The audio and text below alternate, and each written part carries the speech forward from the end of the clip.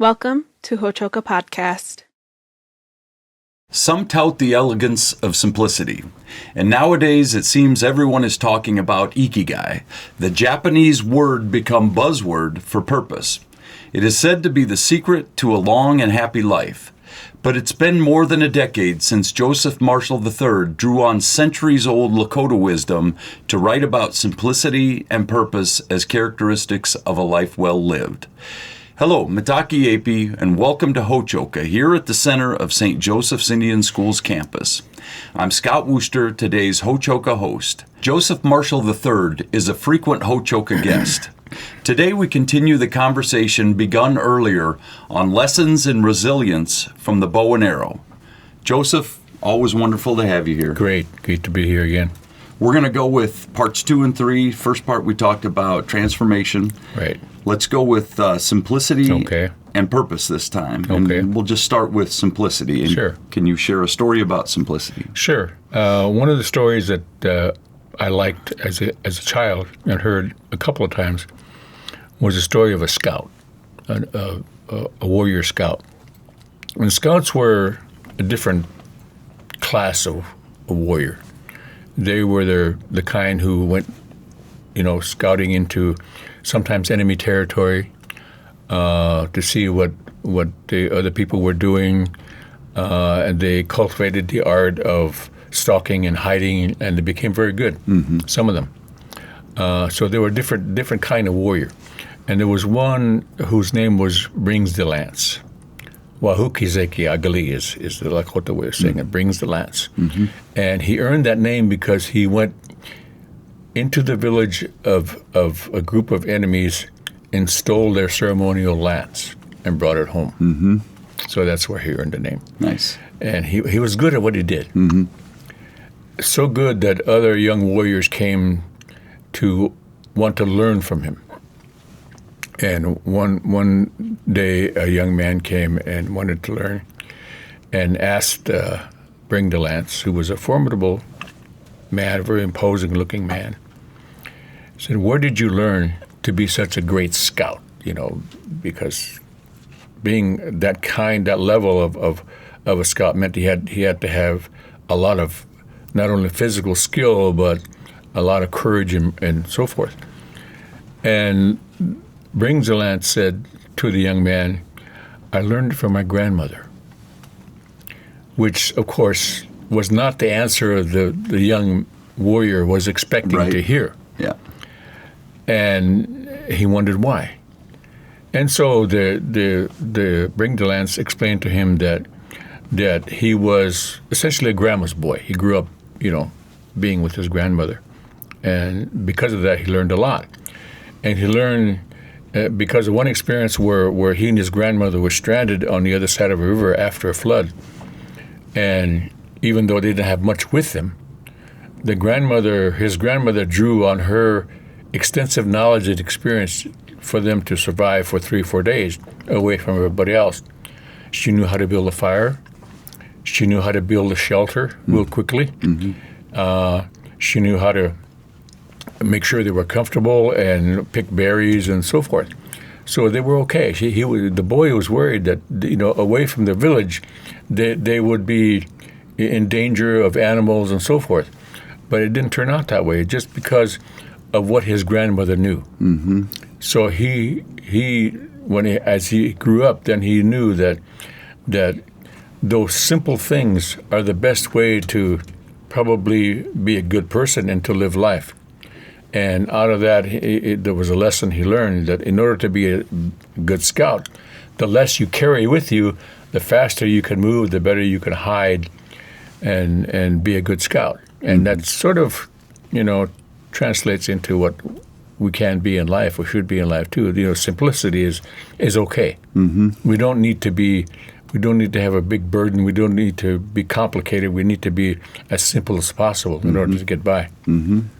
And to take it a step further, and this is your thought, not mine, but I really like this. That's a way to live and a way to consider your belongings or the things you might have, but it's also a metaphysical kind of way of thinking too. Sure. So and this I'll attribute to you, but the more you know in your mind, the less you carry in your hand, the faster you can move. And is there a way that the bow and arrow, again, with you, a lot of this was imparted through the bow and arrow. How does the bow and arrow teach that lesson? Well, a bow, even though it is very powerful in what it can do, it can send an arrow downrange a long ways, 150, 200 yards sometimes. What it weighs in your hand is next to nothing. It's not even maybe a pound in actual weight. Right. And the arrow is the same. Arrow is even less than that. Because it's thin and it's made out of certain kinds of wood.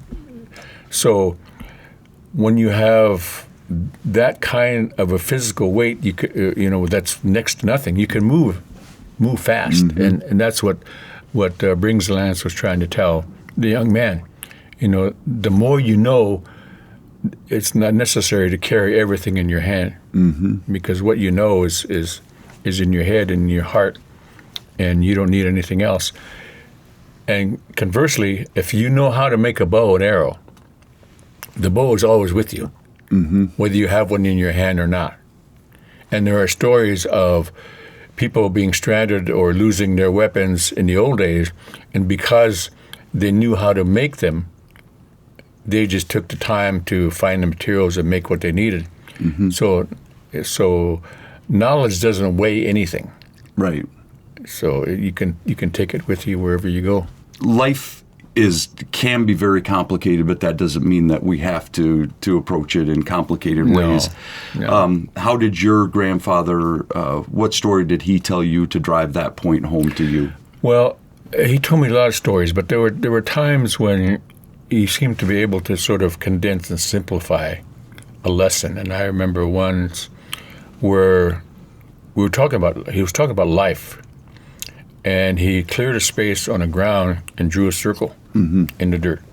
It wasn't a very large circle, maybe 2 feet across. And he said, "That's life. It starts at a certain point and ends at a certain point, and it goes through the 4 stages of life.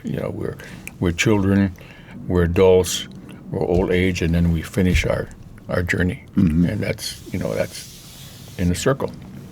That's what circle tells me."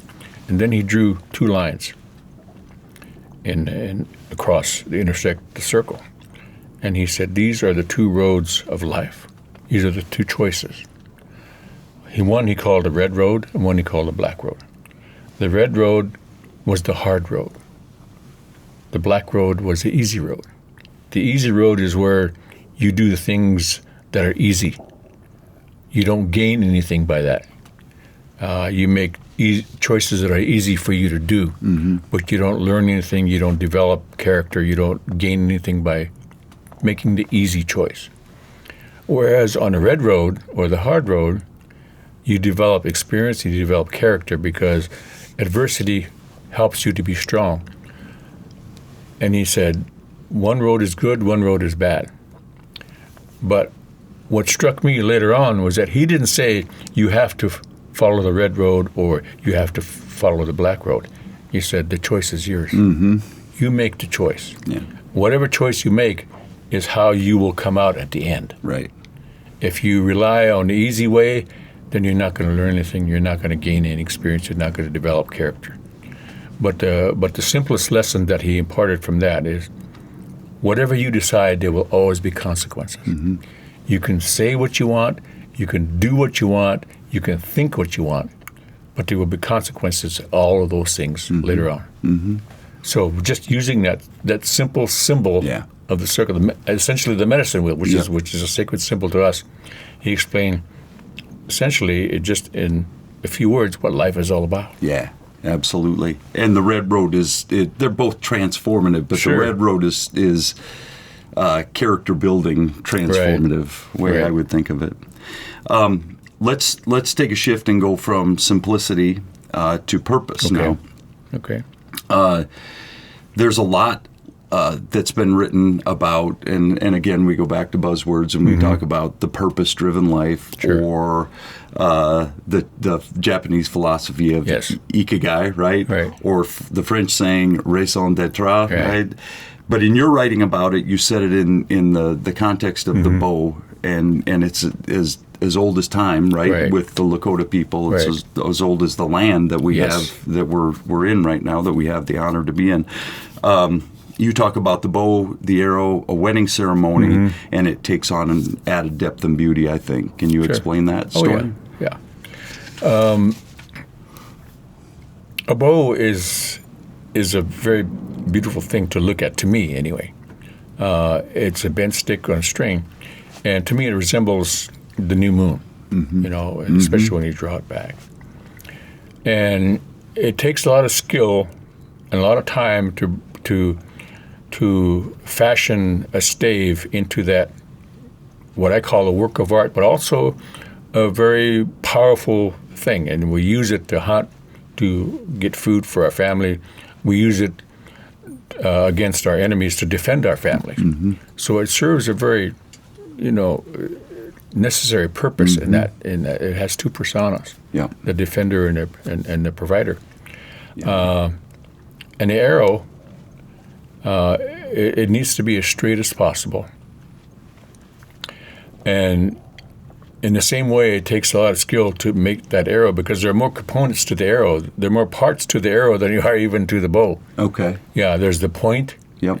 and there are the 2 or 3 feathers, and the sinew wrap that goes around. So there are more parts to an arrow than a bow.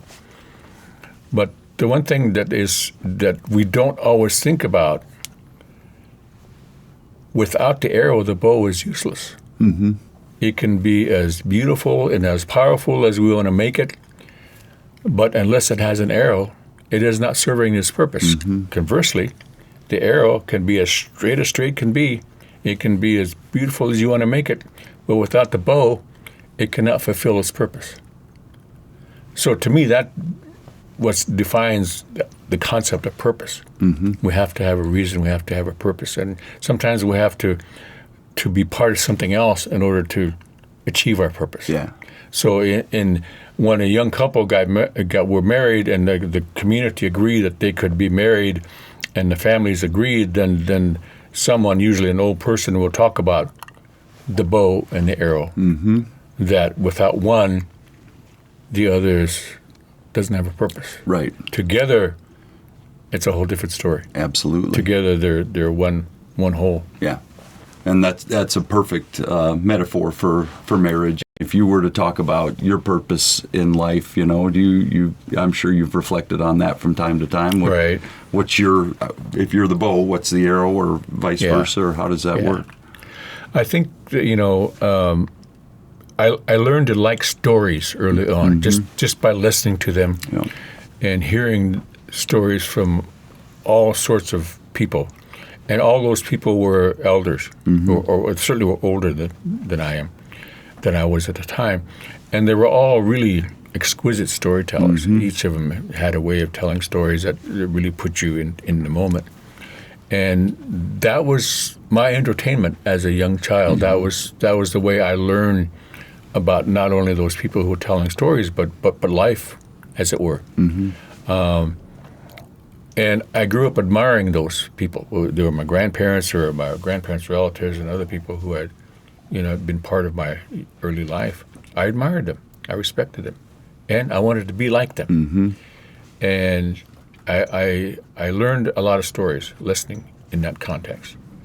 So when I was probably in junior high, I wondered if I could be the same. And I didn't know how to go about it. I just had that, intent. The intent was there. And when I was in junior high, I found 2 books. One was a novel called The Iron Mistress. Okay. It was about Jim Bowie, a character named Jim Bowie, who was a real man.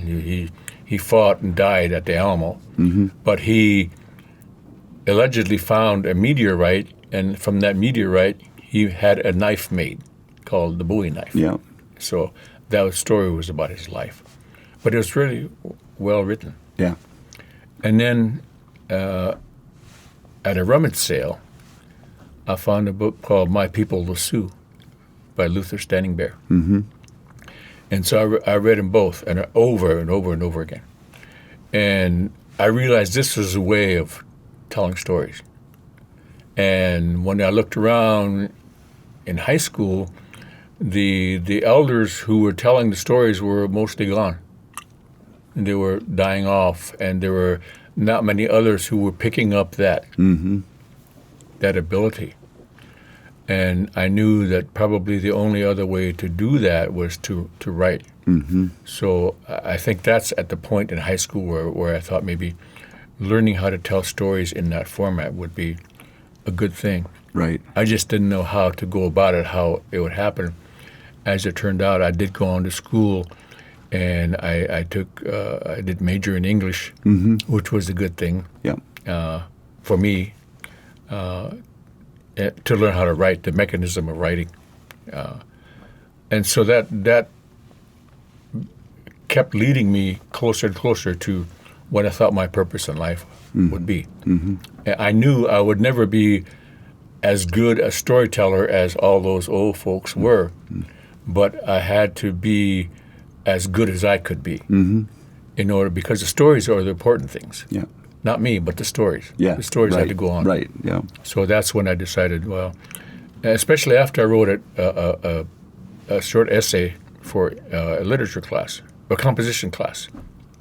In it, I described watching a bobcat play with a piece of rawhide along the river when I was a child. Yeah.